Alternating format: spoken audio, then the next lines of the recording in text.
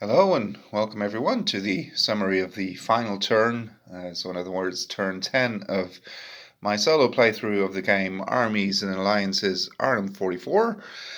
As you can see, I've just laid out a couple of dice to remind me what the score was, and the final score is 93 for the Germans and 25 for the Allies.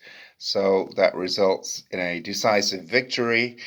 I was already expecting something like that, although probably it wouldn't have been a decisive victory if it hadn't been for this.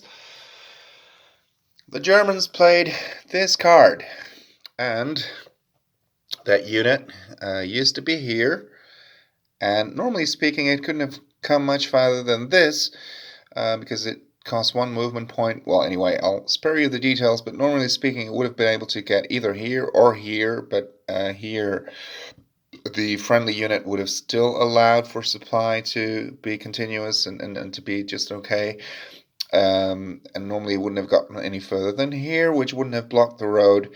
But they played this card and got 3 extra movement points. So this German unit, once again, I just put this yellow disc here to remind me, blocked the road. So basically most of the units north of that spot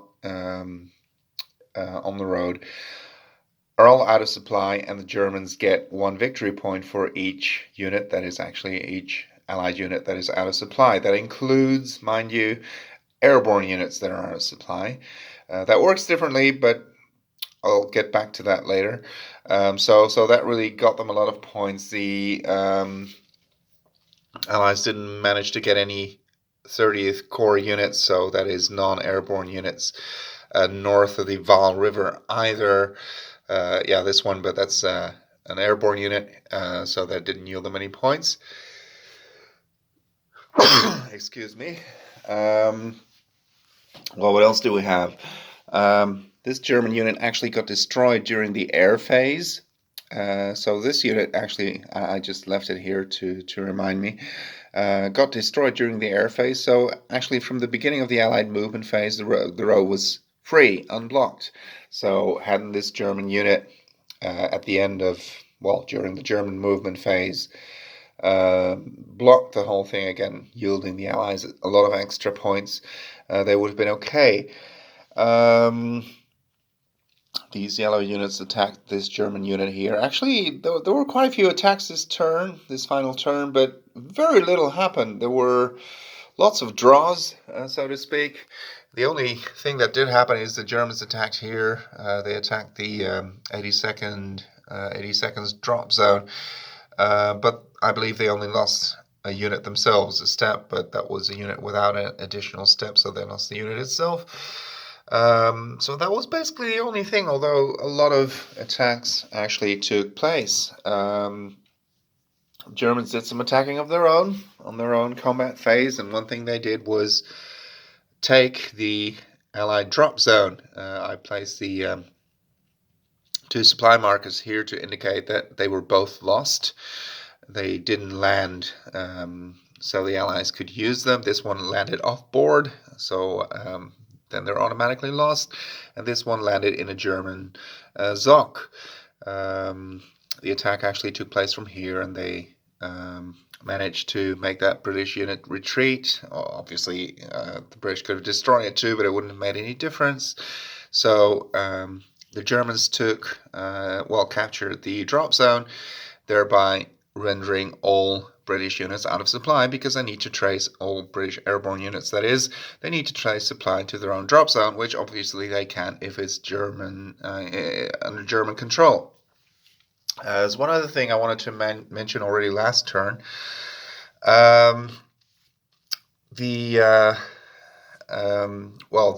engineer unit, it functions actually as a mechanized unit, and what I did during the beginning of the game, I noticed that it was a mistake. I moved it through broken terrain, and actually that is not allowed. I believe they're not even allowed to move through woods. That goes for armor and several other types of units as well, self-propelled artillery. They can only move via roads. So I never should have been able, well, this time it is actually on a road, but I didn't get it onto the road that way. I actually passed through broken terrain and everything, which is not allowed. I do believe they can actually retreat into it or something like that, but not move voluntarily. Although I would have to double check on that. But you certainly can do whatever you like with armor, mechanized units, and recon units. Well, what else? The Polish drop zone was also captured, as you can see. So the Polish unit is also out of supply. Something I should point out as well, this unit is actually in supply. Why is that? Well, it's in a hex containing both a road, and the road is indeed blocked because of this German unit here now. But there's also a trail hex, so they can actually move out of this hex using a trail, and well, I'll spare you the entire route, but eventually they end up here on the road, and they're just fine as far as supply goes. Is there anything truly worth mentioning? Yeah, what this means is that basically all the units north of this place, northeast, are out of supply. Not necessarily all airborne units, by the way, but this is just a reminder to myself to count all the British 30th Corps units that are actually out of supply here. Did I leave out anything terribly important? Yeah, well, this is not terribly important, but the pawns actually show the units that took part in certain attacks.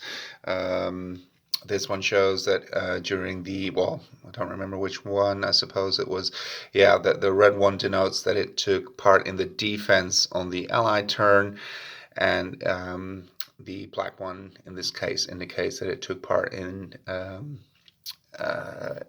attack here supporting it. So that's what all the pawns mean. And the pawns of the same color actually took part in the same attack or defense. Well, yeah, same attack or defense. Some other cards they used. Yeah, so this is basically it. So again, the final score, a decisive victory for the Allies. There's definitely something they could have done about that. I made lots of mistakes here with the road and not protecting it well against German units, and so it got blocked very, very often. Sometimes there wasn't that much I could have done about it as the Allies. At other times, such as here, yeah, okay, they had some extra movement, but I might have been able to prevent that, even though by this stage it wouldn't have made any difference. But yeah, you actually know where and when units are going to appear. So I believe it was in turn 8 or 7 or something that a German unit entered the board here or something, and they could very easily block this town hex if you didn't actually have any Allied units guarding it, which obviously they should have once you actually know where, which you actually do. I mean, they always appear in the same place, more or less. I mean, I could have had them enter here as well, but I mean, you don't have to be a genius to figure out that this would be a much better spot if you can, if you have an option where to put it. So all in all, even though it was a decisive victory, there are lots and lots and lots of things the Allies could and should have done differently, and I'm pretty sure that would